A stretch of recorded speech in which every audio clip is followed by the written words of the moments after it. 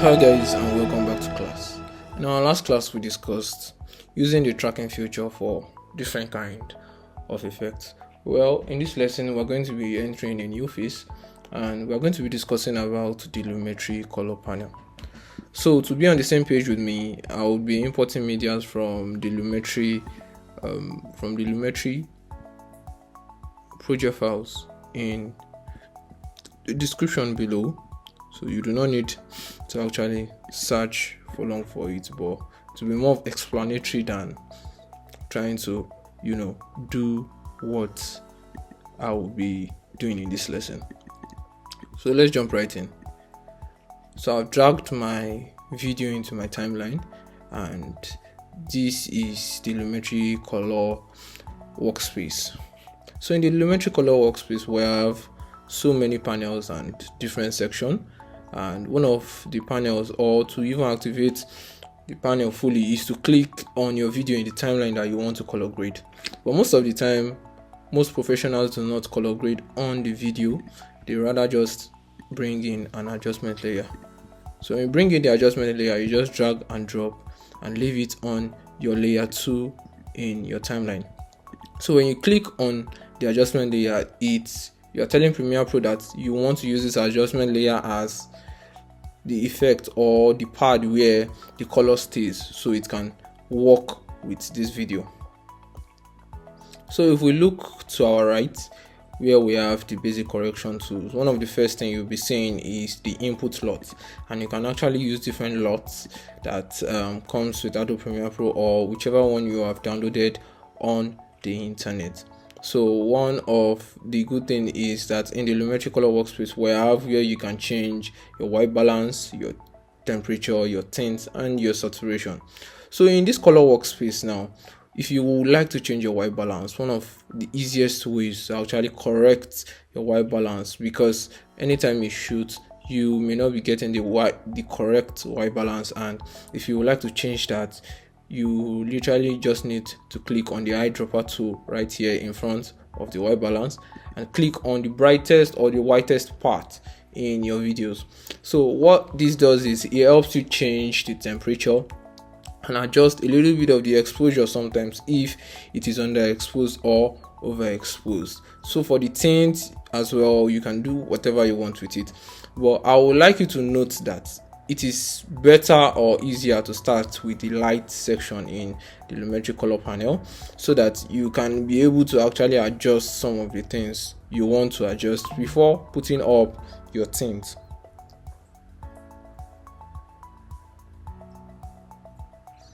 So right here, I would be first off I would be working with my contrast, and if I'll be bringing down my contrast, I would love to have a deeper look or feel of this workflow.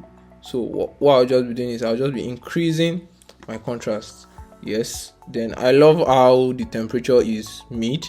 I do not want to switch the temperature yet. I also love how the exposure is on point, and one of the things I'll be playing with too is the shadows, because I want a little bit of a dark scene, or I want to make this look a little bit darker.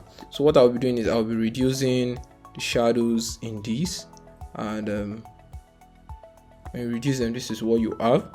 I'll also be I think I'll leave the white, and I'll also be changing the black. So there are no specific measurement as to what you can do with these light corrections or light settings. What you just need to do is to be able to have a vision you are going for, and my vision that I'm going for in this project is to achieve a dark look, or more like a horror look, or a scary look, or make it look like as if she's in a horror movie. So one of the things I'll also be doing as well is working with the highlights. So what does highlights do actually? It actually helps you to maintain the brighter parts of your image. Since we want to work with something that is dark, we're going to be reducing the highlights. So it gives us that more intense feel, and I'll also be reducing the white too as well. So I'm reducing the white, but if I will reduce the white, I would be forced to change the exposure. So you need to understand how this works, and this actually comes to play when you begin to practice.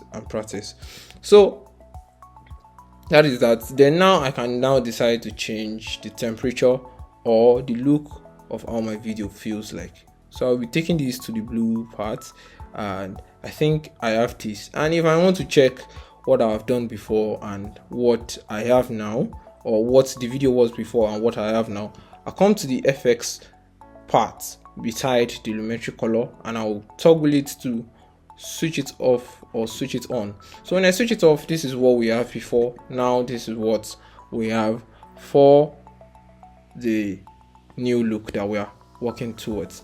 And to further achieve this look, you can actually go into the more creative aspect and change a little bit of things. You could change the sharpen, the vibrance, and saturation. Saturation actually works with bumping up colors in your video, while vibrance works with bumping each colors correctly in your videos. If you want to sharpen your image, probably your image looks a little bit blur, or you want to have more sharpness, more depth kind of, you can actually use the sharpen tool. You can toggle this to the left or to the right to see how that works for you. But in this, I would actually not be playing so much with this. So another thing I would like to show you is the shadow tint. Well, the shadow tint over here actually helps you to change the colors that are deep in your shadows. So one thing I also like to achieve in this place is to bring it down to be a little more blue or green. Then I'll take the highlights, which are the brighter part. I'll have a little bit of sun rays since the sky is right there. So I'll be introducing a little bit of yellow so that it can help a skin tone and some other brighter parts of the video. But if I choose not to do this so much so it doesn't affect the look that we're going for. So if I would like to balance the tints, I can actually reduce it right here or bring it over to the other side and see how it feels. I think I would be more interested to have this kind of look for my videos. So for the curves part, which is a more advanced part of color grading, this can actually help you control the white, the red, the green, and the blues in your videos. But you do not need that part right now. You actually need that part in more advanced videos. And your HSL also advanced, and you do not need to bother. So if you have a little bit of noise and you would like to denoise your video, that's you have some sort of static feel or static noise texture in your videos, you can actually come right here. When you increase or toggle this to the right, you actually reduce the noise in your videos, and you can actually introduce an artificial blur to your videos, but you do not need any of those. You need to stick with your vision.